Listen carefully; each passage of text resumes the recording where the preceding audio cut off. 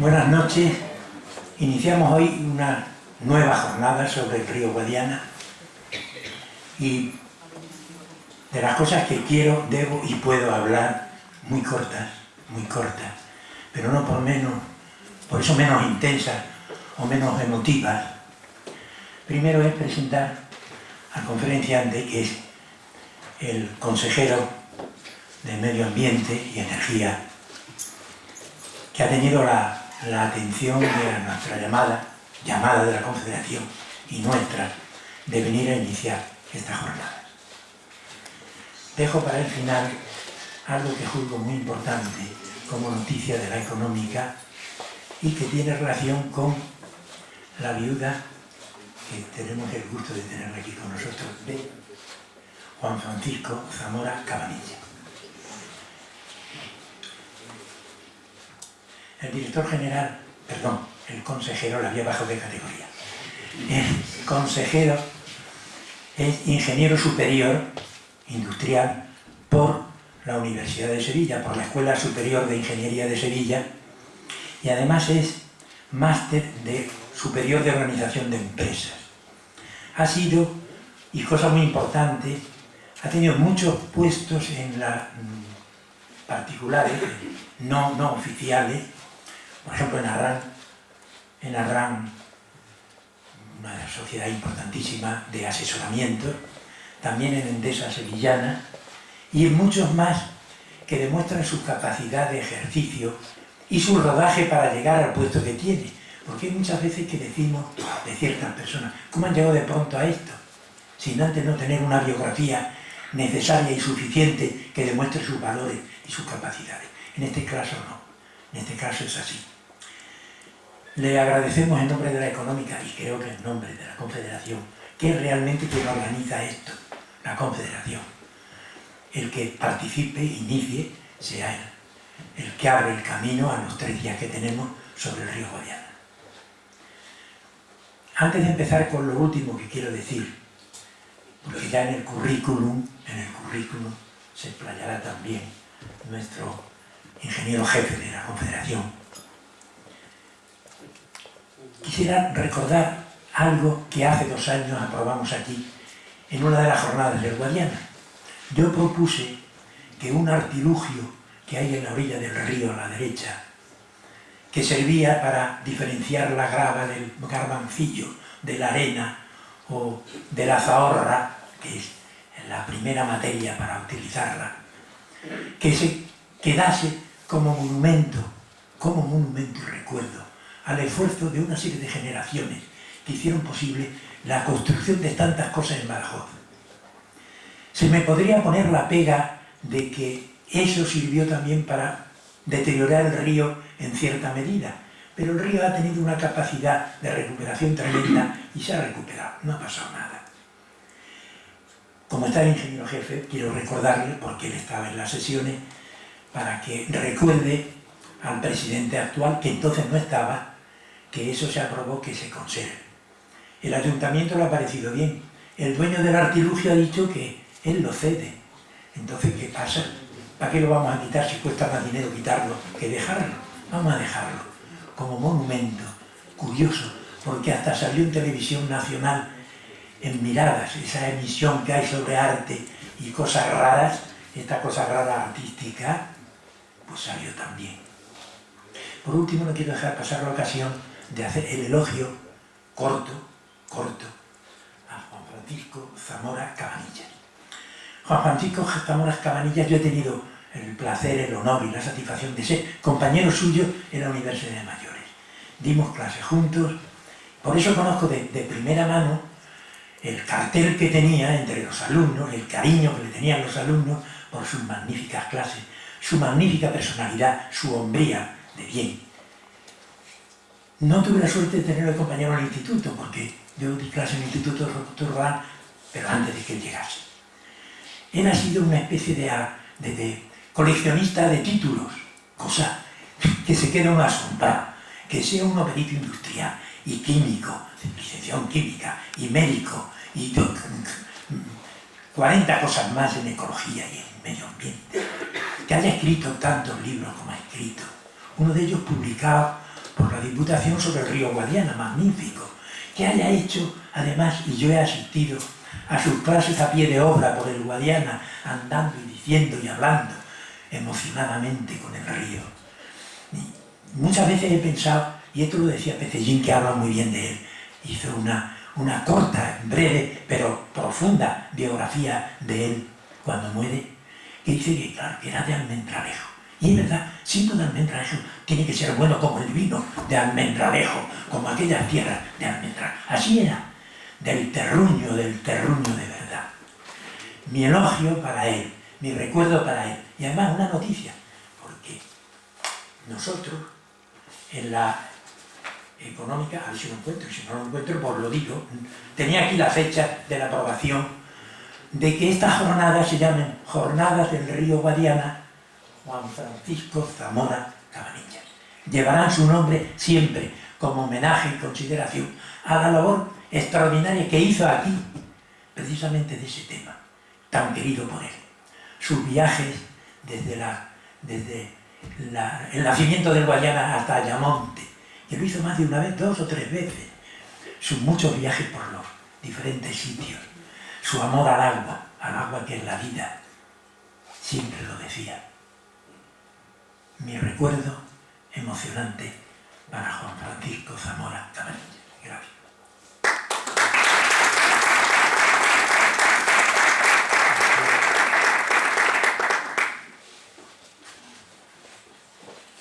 Muy buenas tardes, más bien noche ya para todos. Inauguramos hoy la 5ª jornada sobre el río Guadiana en Badajoz.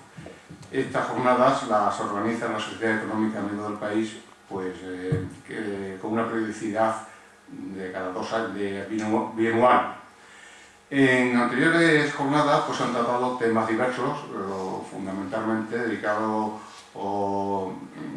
respecto a la geografía física del río, de la cuenca, los aspectos ambientales, aspectos ecológicos.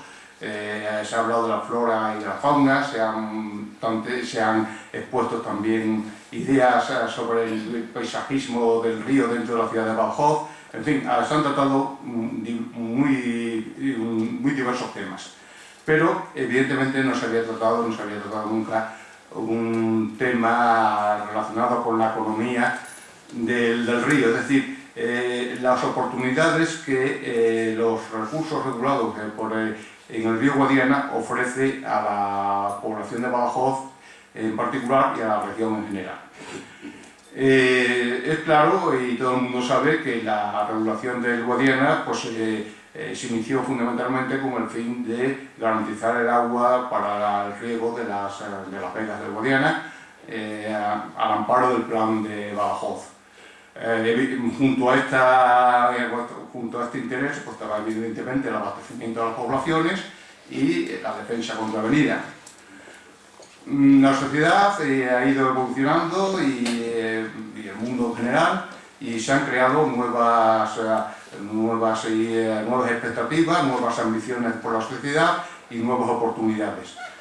Una de las oportunidades fundamentales de desarrollo para la región pues, es la utilización del agua para la producción de energía hidroeléctrica, en este caso de origen termosolar.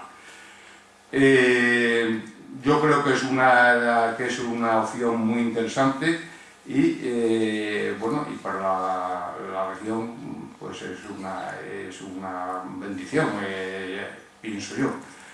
Entonces, para hablarnos sobre este tema, pues quién mejor que el actual consejero de Industria, Energía y Medio Ambiente de la Junta de Extremadura, que es el responsable del área en la Junta y que conoce perfectamente el tema y que sin duda nos va a ilustrar a todos sobre este tema.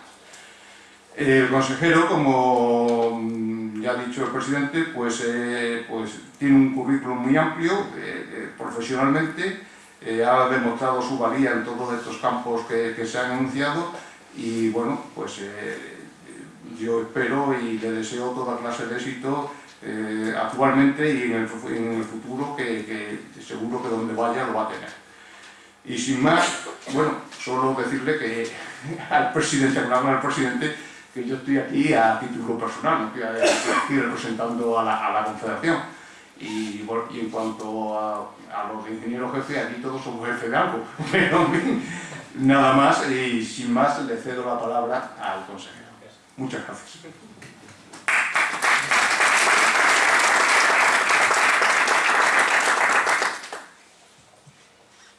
Buenas noches a todos.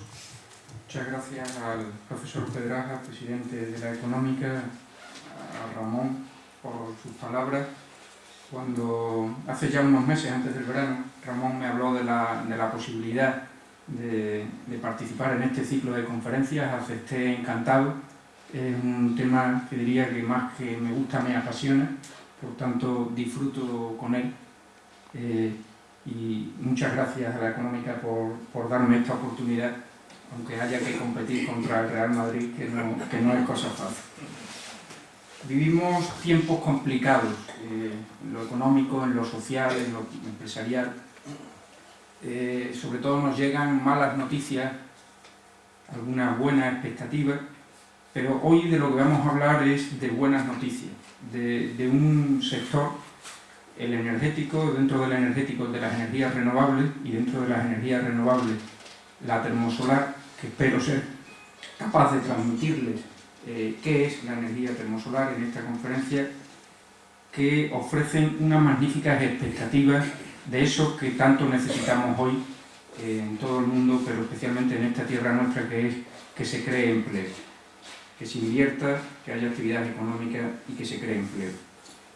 Que Extremadura es una gran productora de energía eléctrica es conocido por todos desde hace muchos años, primero como productora de energía hidroeléctrica, la que se produce principalmente en los grandes ríos de las cuencas del Guadiana y del Tajo, con más intensidad por el gran tamaño que tienen en la cuenca del Tajo, en el caso de las centrales hidroeléctricas, pero también en la cuenca del Guadiana, en el propio río Guadiana, en el Zújar y en el Matachel, básicamente. Y en segundo lugar, más reciente en la historia de Extremadura, por los dos grupos de la central nuclear de Almaraz.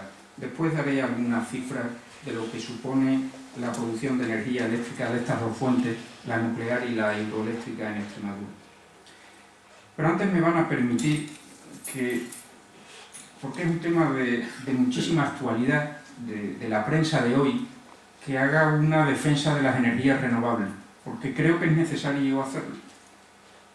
Si uno lee con frecuencia las páginas de la prensa general y sobre todo de la prensa económica en estos últimos meses, se está escuchando un mensaje recurrente, repetitivo, y es que hay quien se pregunta o hay quien acusa directamente de habernos pasado en España con las energías renovables. Y al hacer esa referencia a habernos pasado, el mensaje se dirige directamente a este compromiso que en el año 2009 la Unión Europea, los 27, adquirimos de que en el año 2020 el total del consumo de energía provenga, el 20% del consumo total de energía provenga de fuentes renovables. Ya es difícil en asuntos de este calado que los 27 se pongan de acuerdo y por una vez lo consiguieron. Paquete de energía y cambio climático, se pusieron de acuerdo los 27, 20% de reducción de gases de efecto invernadero, 20% de reducción de consumo energético, pero lo que hoy nos importa, 20% del consumo energético total. Cuando digo total, ahí se incluyen las gasolinas, el gas natural, todo, pues el 20% proveniente de fuentes renovables. Y es un gran objetivo, y es un objetivo que tiene detrás muchísima proyección económica.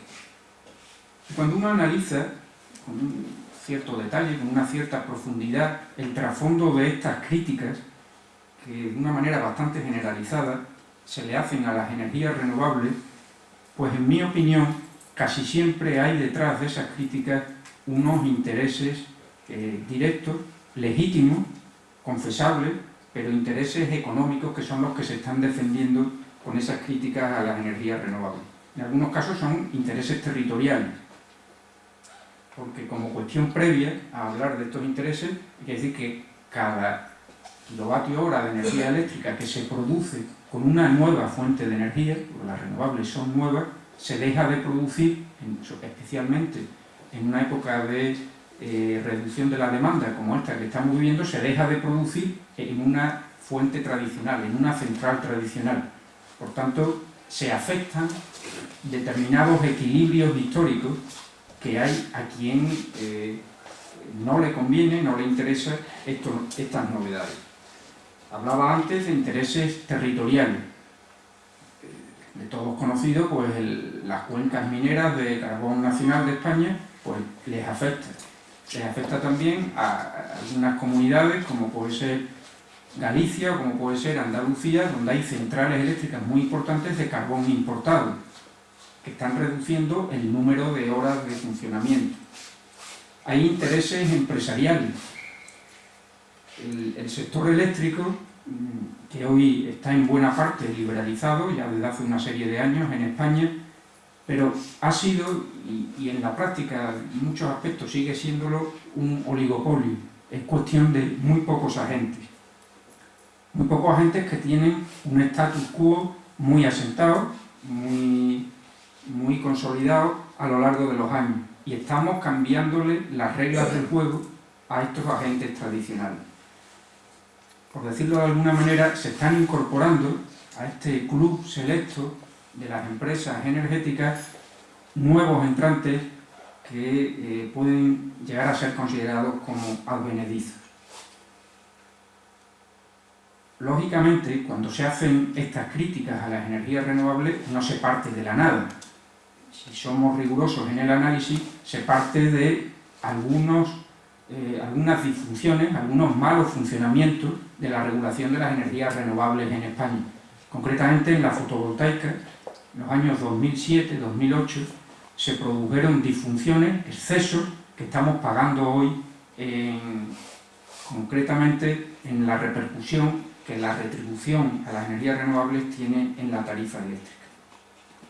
Porque aunque la generación, dicho en el sentido más amplio de energía eléctrica en España, está liberalizada, es un mercado en el que se compra y se vende con absoluta libertad, pero precisamente las energías renovables, lo que llamamos el régimen especial de energía eléctrica, ese no es un mercado liberalizado y no está sometido a las reglas del libre mercado.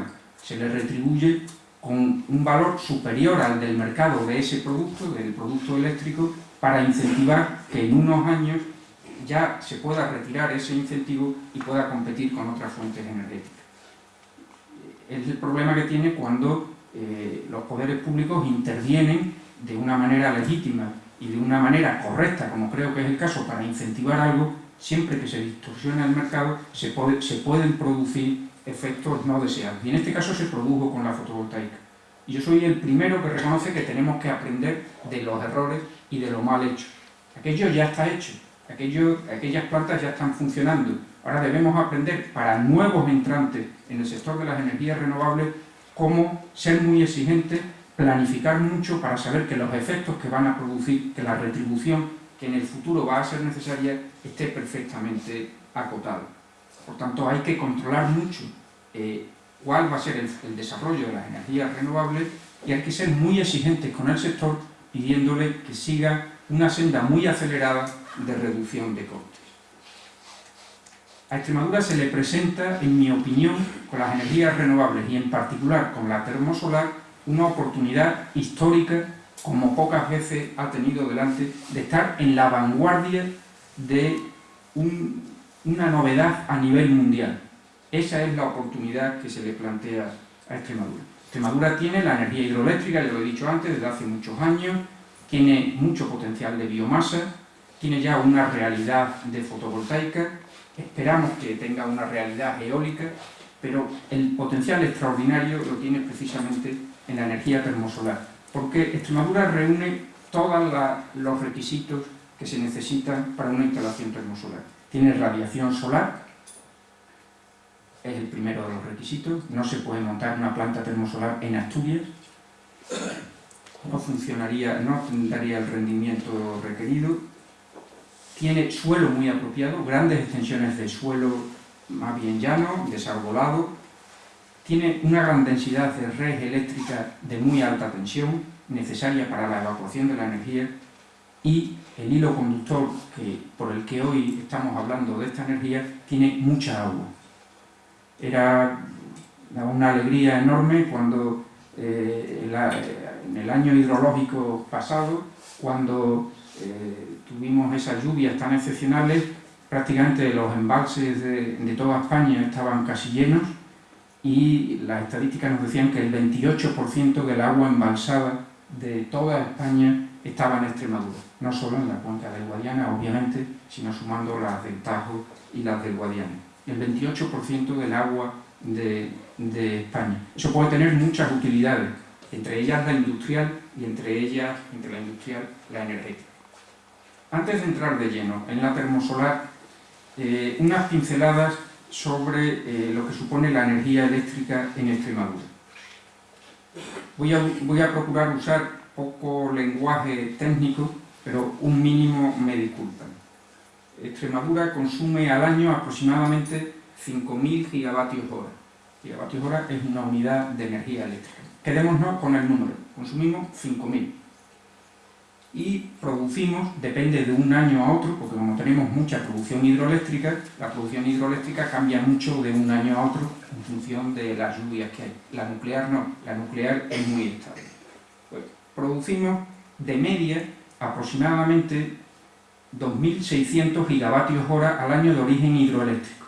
Recuerden, consumimos 5.000, producimos 2.600 de origen hidroeléctrico y de origen nuclear más de 15.000. En total, producimos más de 17.000 gigavatios hora al año. Producíamos, por ser más exacto, antes de entrar las nuevas energías renovables. Por tanto, producimos más de 3 veces la energía que consumimos. Al hilo de estos datos, a veces escucho algún análisis sobre los mismos que viene a decir, ¿y entonces para qué producir más? ¿Para qué estamos dándole tanto bombo a esto de nuevas energías? Y voy a utilizar una comparación que quizás pueda parecer excesivamente simple, pero que yo creo que es oportuna. Me hablaban los directivos de la económica que se están planteando organizar un ciclo sobre la dehesa. La dehesa es la que permite que tengamos el cerdo ibérico, que tengamos esos maravillosos jamones. Cuando viene una gran industria a invertir en Extremadura y a producir jamones ibéricos, a nadie le parece mal. Dicen, no, es que va a producir más jamones de los que consumimos los extremeños. Pues bendito sea Dios, nos produzcamos más jamones y vendámoslos al resto de España, a China, a Estados Unidos. ¿Por qué? Porque detrás de cada jamón hay una industria, hay un ganadero, hay un empleo, hay una creación de riqueza. Pues si nosotros tenemos un recurso natural, que es el sol, que es el agua, que es el suelo, que es la energía, al final, aprovechémoslo, porque es que se puede crear mucho empleo y mucha riqueza. Y además resulta que estamos totalmente alineados con la lucha contra el cambio climático. Afortunadamente, yo creo que ya ha dejado de ser un tema de debate político, de enfrentamiento. Para mí ha sido una satisfacción ver que hasta el expresidente Aznar, acabo de leer la noticia, que va a presidir una fundación de lucha contra el cambio climático. Una satisfacción ver que ya se asume por todos como una realidad indiscutible. Entremos ya en la energía termosolar. Y voy a empezar hablando de la energía termosolar explicando lo que no es. Y es quizás lo que más estamos acostumbrados a ver de otro tipo de energía de origen solar, que es la fotovoltaica. Hay dos tipos de energía, de manera de producir energía eléctrica a partir del sol, que es la fotovoltaica y la termosolar. Aunque hoy estamos para hablar de termosolar, voy a hablar primero de lo que es fotovoltaica porque quizás nos suene más. La fotovoltaica tecnológicamente consiste en una célula que hasta hoy son básicamente de silicio y que lo que hacen es convertir la luz, no el calor, la luz del sol en energía eléctrica continua, pues se convierte en energía alterna y sirve ya para el consumo.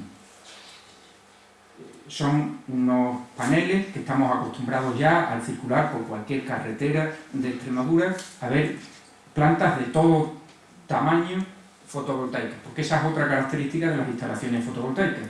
Puede haber una sola placa que sirve para iluminar un punto de luz en una carretera, 4 placas que sirven para darle luz a una vivienda aislada que no tiene conexión a la red en mitad del campo, o grandísimas plantas. En España están algunas de las mayores del mundo fotovoltaicas. Estoy viendo, nos acompaña esta noche José Luis Goló, no le veo ahora mismo, de Ecoenergías del Guadiana, que tiene entre Don Álvaro y Mérida, esta empresa extremeña, una de las mayores plantas, junto con otra que hay en Trujillo, del mundo de energía fotovoltaica. Funcionan exclusivamente cuando hay luz. En el momento en que deja de haber luz, cesa la producción de electricidad.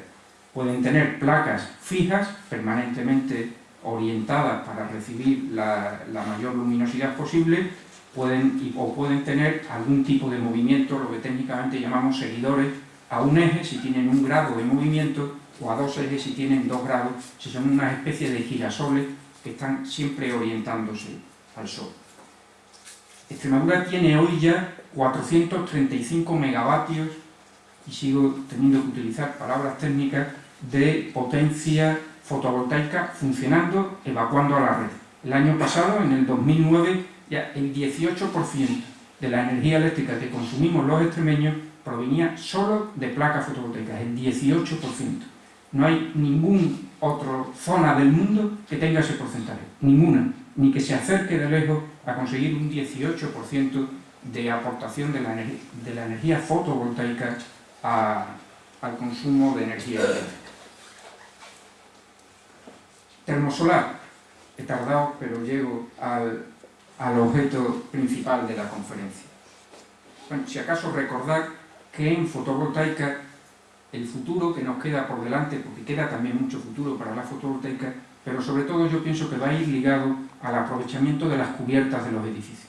No principalmente de los edificios de vivienda, sino de las naves industriales, almacenes de cualquier tipo.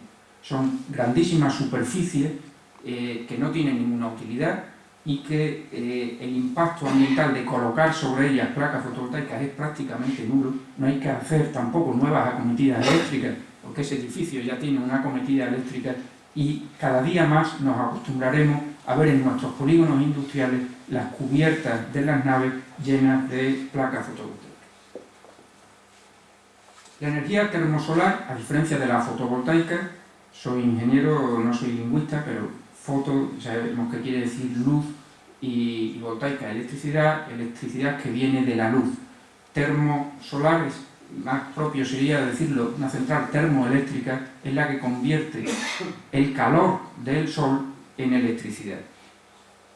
Y finalmente una planta termosolar de producción de energía eléctrica funciona como cualquier otra central térmica.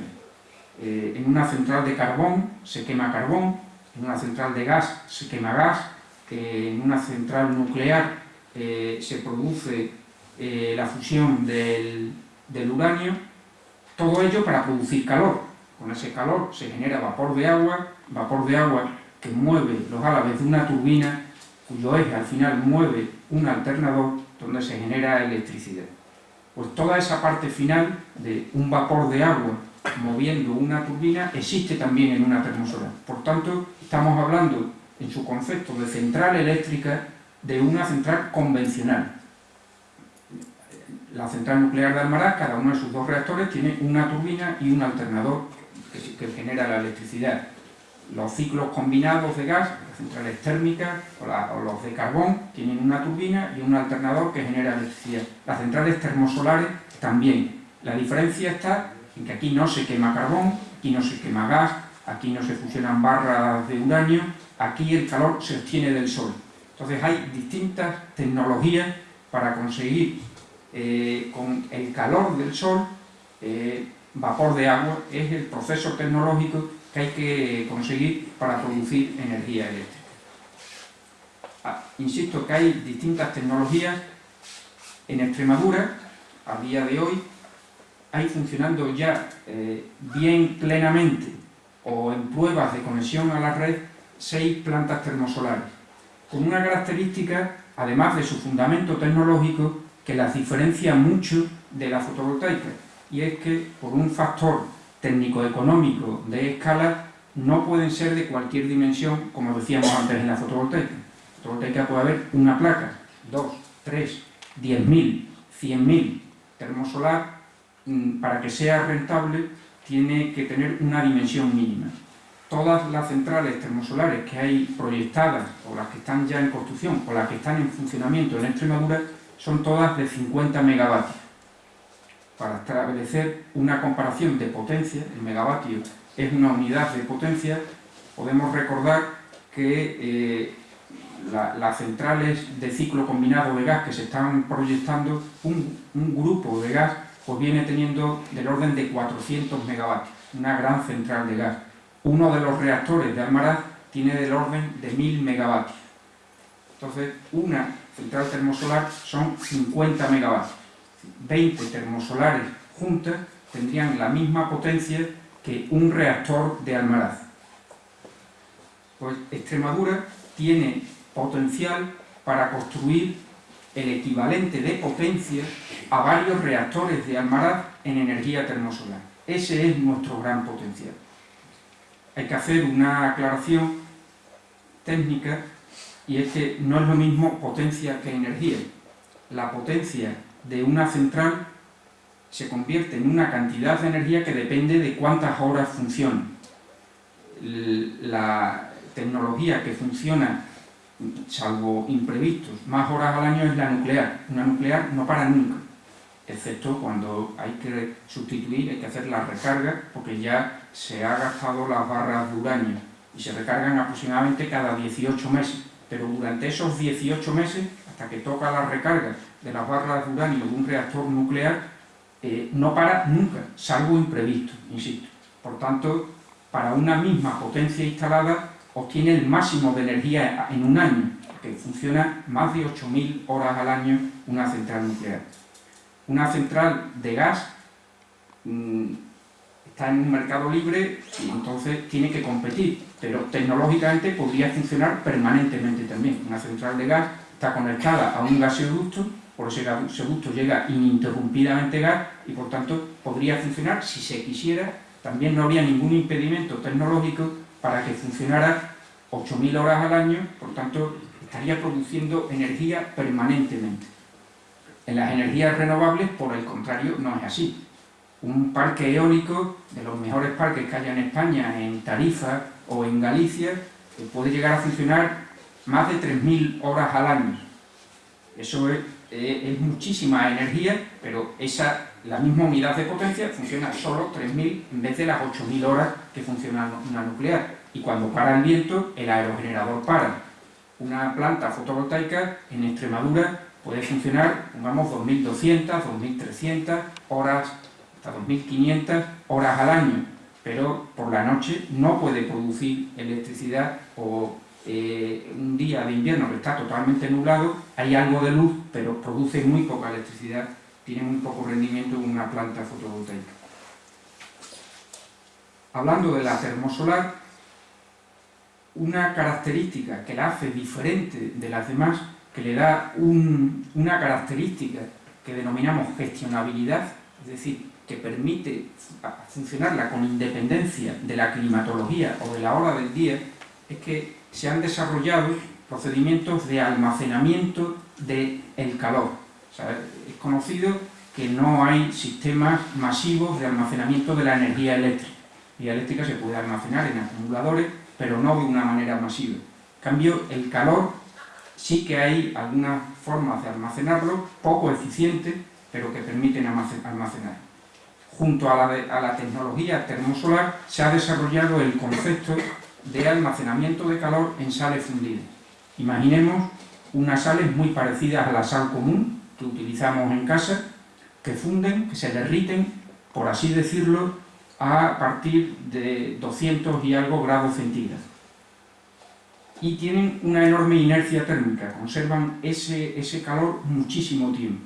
Entonces se ha desarrollado y está ya funcionando en Extremadura una nueva generación de plantas termosolares que consiste: el sol, la radiación del sol se hace incidir sobre unos espejos. Es la tecnología más extendida.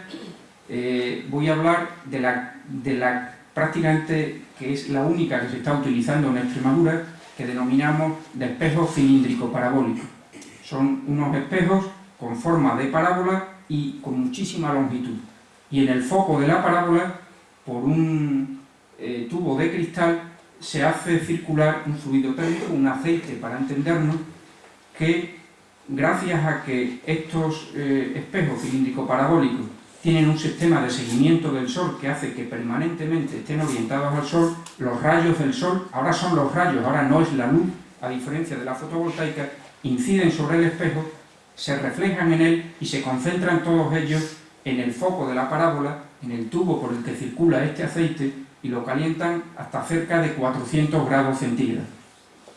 Imaginen 200 hectáreas llenas de estos espejos cilíndricos parabólicos, 200 hectáreas, para una planta de 50 megavatios, con una cantidad enorme de este aceite calentado a 400 grados centígrados.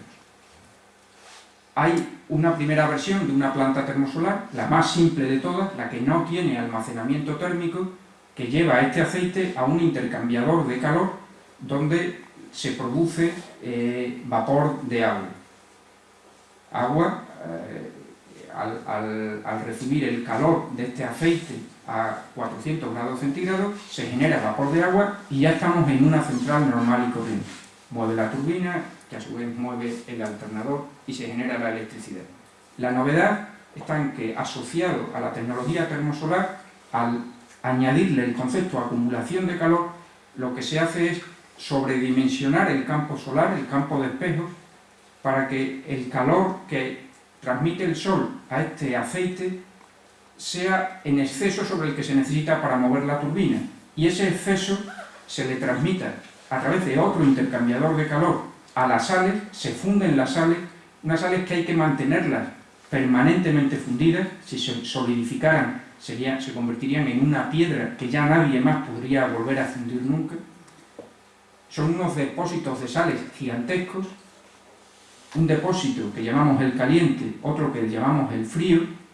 Con el calor del campo solar se eleva la temperatura del depósito caliente, y la gran ventaja, la gran novedad de esta tecnología es que en el momento en el que se pone el Sol, y en condiciones normales se dejaría de producir la electricidad, empieza a funcionar la transmisión del calor desde ese depósito, de ese gran tanque de sales fundidas calientes, se lo transmite al agua, seguimos generando vapor de agua y hacemos circular la sal hacia un depósito que llamamos frío pero que está a más de 200 grados. De manera que se están desarrollando en Extremadura plantas termosolares que siguen funcionando, produciendo electricidad hasta 7 horas después de la puesta del Sol. Ya hay algún proyecto, no está en construcción todavía, en el que se han diseñado plantas termosolares que llegan a funcionar 6.000 horas al año. 6.000 horas al año. Estamos diciendo que una nuclear llega a funcionar 8.000 horas. Que tecnológicamente una de carbono o una de gas podrían funcionar a 8.000 horas. Pues ya se están construyendo plantas termosolares que llegan a las 6.000 horas de funcionamiento. Eso aporta al sistema eléctrico esa característica a la que me refería antes, la gestionabilidad, que hacen que ya no dependamos solo de que haya viento o no haya viento, haya sol o no haya sol, sino que hay una energía ahí almacenada que permite funcionar cuando no hay sol, permite generar energía eléctrica cuando ya no hay sol. Hay un avance tecnológico todavía mayor, que está en proyecto, que es lo que denominamos la hibridación de la tecnología termosolar con la de biomasa. La de biomasa consiste en, a partir de algún residuo vegetal, por ejemplo, residuos agrícolas o animales, residuos ganaderos, residuos forestales, generar energía eléctrica a partir de estos residuos. Es renovable porque el bosque se renueva, porque la agricultura se renueva, porque la ganadería se renueva. Pues, a partir de utilizar la biomasa como combustible directo o con un proceso intermedio de conversión en gas y posterior combustión de ese gas, también se produce electricidad. Pues hay una combinación que puede ser perfecta, y es utilizar en una misma, para hacer funcionar un mismo grupo turbina alternador, calor proveniente, cuando sea posible, del sol, y en el momento en el que ni el sol ni el almacenamiento de la energía del sol sean suficientes, completarlo con la energía de la biomasa. Y tendríamos ahí sí una fuente de energía eléctrica 100% gestionable. Ya no tendríamos el inconveniente principal de las energías renovables, que es o su falta absoluta de gestionabilidad o su gestionabilidad parcial. Con la hibridación termosolar-biomasa, esa gestionabilidad sería total. ¿Por qué aparece el agua? Porque como toda central térmica, que al final es una central térmica, aunque sea de origen renovable, de producción de energía eléctrica, necesita agua para la refrigeración. Por eso todas las centrales térmicas, incluidas las nucleares, se tienen que poner junto a una masa de agua en la que refrigerarse. Hay algunas que se refrigeran en el mar y otras en embalses de interior, en el caso de Almaraz, en el embalse de Arrocampo junto al río Tajo. Las centrales de ciclo combinado lo mismo, las centrales de carbón lo mismo, y es un caso excepcional el de Extremadura, como decía antes, el que tengamos el sol. El sol lo tienen, por ejemplo, en el norte de África, pero tener juntos el sol y el agua, eso ya sí que es una característica diferencial de Extremadura. Esa es nuestra gran oportunidad, porque una planta térmica de generación de energía eléctrica, hay ya sistemas que permiten que funcione sin agua, pero funciona con rendimientos mucho menores. Como hay que optimizar el rendimiento, como mejor funciona es con agua. Entonces, con una planificación, y ahí están las funciones de las confederaciones hidrográficas, de los organismos de cuenca, con una correcta planificación de los usos del agua, con una jerarquía de usos del agua lógica, en la que prevalece siempre el consumo humano, y están al final los usos industriales, pero en Extremadura tenemos agua suficiente para cubrir nuestras necesidades de uso humano, de uso agrícola, de usos industriales y dentro de los industriales de usos energéticos. Y tenemos la cuenca del Tajo y especialmente la cuenca del Guadiana. La cuenca del Guadiana es la que tiene más embalses de titularidad pública. En el caso de la cuenca del Tajo, algunos de estos embalses son privados, que permiten una disponibilidad de agua sujeta siempre a un modelo de gestión riguroso, con priorización, como decía antes, pero hay agua suficiente para todo, con unos determinados límites, por supuesto. Y esas características de Extremadura, de tener el sol, el suelo, la red eléctrica y el agua que aportan nuestros ríos, y sobre todo los embalses, y muy especialmente en la cuenca del río Guadiana, son los que han hecho que Extremadura ocupe hoy la situación de privilegio en el desarrollo de la energía termosolar. Algunos datos que creo que son muy ilustrativos. Está previsto que en España, a final del año 2013, haya aproximadamente 2.400 megavatios termosolares funcionando. 2.400 en toda España a final del 2013. Pues el 40% de esos 2.400, 950, van a estar en Extremadura. Sí, España va a ser líder mundial indiscutible, a mucha diferencia de cualquier otro país, en energía termosolar. Y el 40% de la producción termosolar de España, a su vez, estará en Extremadura. Pero no se queda ahí, sino que tenemos un potencial extraordinario. Esos 950 megavatios que tendremos funcionando en el 2013, con 300 ya construidos hoy, como decía antes, pueden ser muchísimos más hasta el 2020. Podemos perfectamente tener el doble. Y si el avance tecnológico fuera mayor y la reducción de costes y la necesidad de una menor retribución, por tanto, se diera de manera más acelerada, podríamos hasta triplicar esa posibilidad de potencia termosolar en Extremadura. ¿Y qué efectos tiene sobre la sociedad, sobre la economía extremeña? Los datos económicos creo que lo dejan claro. Una de estas 19 centrales que vamos a tener funcionando en el año 2013, una sola de ellas tiene una inversión aproximada de 300 millones de euros. 300 millones de euros cada central de 50 megavatios. Si multiplicamos por 19, multiplicando por 20 serían 6.000 millones de euros, pues cerca de 6.000 millones de euros. Para los que todavía a veces pensamos en pesetas, pues estamos hablando del orden de 1 billón con B y billón de los europeos, no billón americano, de pesetas. Eso solo en energía termosolar. Si le sumamos el resto de tecnologías, la inversión sería todavía mucho mayor. Pero hoy estamos hablando de energía termosolar. La construcción de una de estas 19 plantas, de cada una de estas 19 plantas, requiere aproximadamente 24 meses de trabajo. Dependiendo, hay las que no tienen acumulación de calor, puede que sea un poco menos, pero aproximadamente 2 años de trabajo. Con unas puntas de personal durante la construcción que llegan a las 600 o 700 personas trabajando, y con unos promedios durante esos 2 años que andan por las 400 personas. Es decir, en cada una de esas 19 plantas, 6 de ellas ya construidas, las 13 que nos quedan por construir, durante 2 años va a haber un promedio de 400 personas trabajando en su construcción. Y cuando finaliza la construcción, en cada una de esas 19 plantas hay como promedio 50 empleos fijos directos en cada una de las plantas. 19 plantas, estamos hablando de aproximadamente 1.000 empleos fijos directos estables que quedarán una vez que se haya terminado la construcción. Pero los beneficios no son solo eso. Estamos procurando que todas las empresas extremeñas que tienen capacidad de participar o en la construcción o en el suministro de elementos para el montaje de una de estas plantas adquieran una especialización y un conocimiento que no tenían.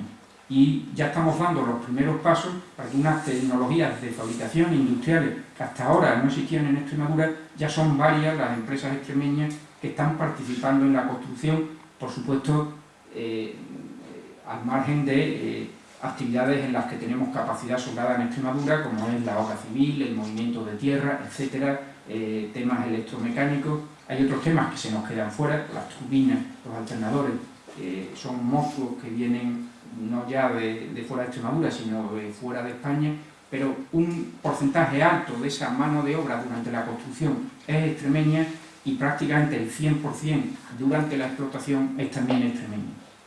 Los ayuntamientos extremeños son otros grandes beneficiados de estas 300 megavatios que hay funcionando. 100 están en término municipal de Badajoz, concretamente en la pedanía de Alvarado, y se instalan en suelo no urbanizable, como es lógico, 200 hectáreas, y los ingresos derivados de las licencias de obra y del canon urbanístico que fija la ley del suelo de Extremadura, para cada uno de los ayuntamientos de Extremadura en los que va a haber plantas de este tipo, están suponiendo unos ingresos al inicio muy importantes y después también con los impuestos ligados al funcionamiento. Por tanto, es una tecnología en la que Extremadura es líder en España, que a su vez es líder nacional, que tiene las mejores características que se pueden encontrar en cualquier lugar para la instalación de este tipo de plantas. Están construyendo, están aportando tecnología a Extremadura las empresas líderes mundiales en este campo. Aquí están construyendo plantas, Cobra del grupo ACS, Acciona, Abengoa, la americana Florida Power and Light, Solar Millennium. Prácticamente todas las empresas que son líderes mundiales en esta tecnología están invirtiendo ahora mismo en Extremadura.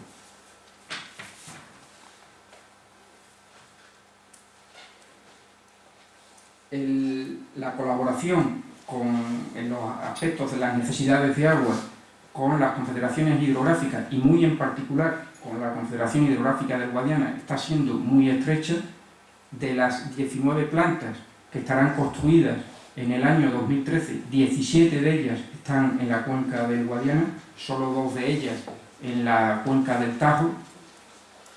Todas las administraciones que participamos en las autorizaciones que requiere un proyecto de este tipo, se necesitan no menos de 2 años para conseguir las autorizaciones de un proyecto tan complejo como este. Necesita autorizaciones ambientales,